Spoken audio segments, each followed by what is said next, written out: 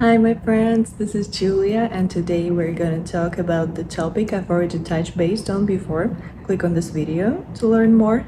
But the world is changing so fast in these 2 years. A lot of things happened in the technological world, IT world. That's why we need to adapt and actually use it for our own advantage. If you don't follow my channel yet, but you love learning foreign languages, click the subscribe button and the like button, of course, because I love sharing all these ideas and insights that I have when it comes to foreign languages, and I really want to help you learn them more efficiently as well. So as you can see from the name of the video, we will be talking about mind maps today. Those of you who don't know what mind map is, shortly it's a visual way, like a visual diagram that helps you to represent any information in a very easy way.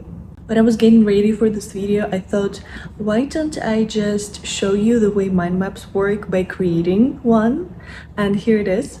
The key aspect in the center and all the little branches that actually expand this topic and makes us understand it deeper. So why are mind maps so great for learning any foreign language?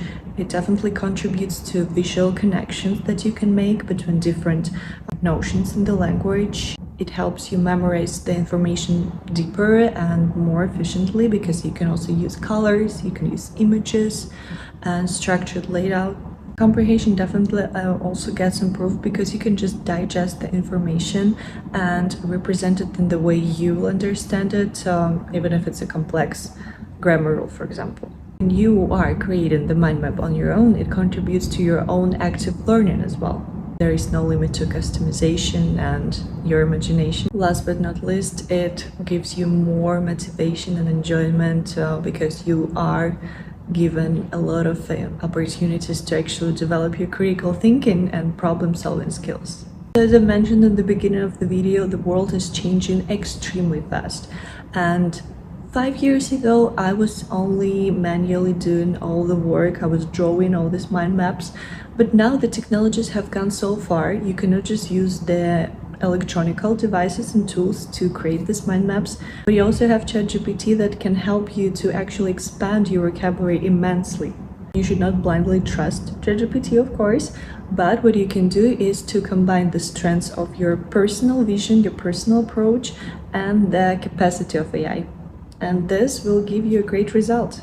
So the way I would always start to do the mind map, if I were to do it with the help of AI, I would myself think through the structure, because it's the most important, what subjects and branches you want to look into, and then ask for a little help of AI to actually expand the vocabulary. How can you practically use mind maps, not just for learning vocabulary?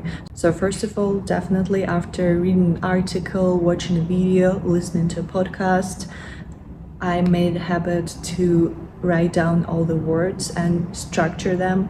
The easiest would be to structure the verbs, adjectives, phrases, and some new nouns. Another way to use mind maps for learning the language is to actually structure the grammar rule that you are learning.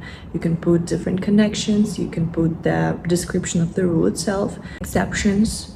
So again, you organize it the way you want it, the way you will comprehend it the best and memorize. And my favorite one, you can actually develop critical thinking with the help of the mind map. For example, you're learning the topic that's quite controversial, so in this case you'll have a list of pros and cons. Whether you've listened to the podcast or you read an article, you definitely need to summarize this all. Mind map is actually a very decent way to put all of this information deep in your head and in your memory. The good example of it is actually the weekly digest of the podcast Mal angenommen that I'm doing. If you have not seen it yet, look at the posts that I have in the community and click the like button if you like them. So let's take a look how the mind map can actually look if you decide to create it for learning new vocabulary. For example, I'm interested in the topic Kunst, which is art in German. These are the sub-branches I can add. Techniques, verbs, adjectives, Kunstbewegungen, which are the art movements.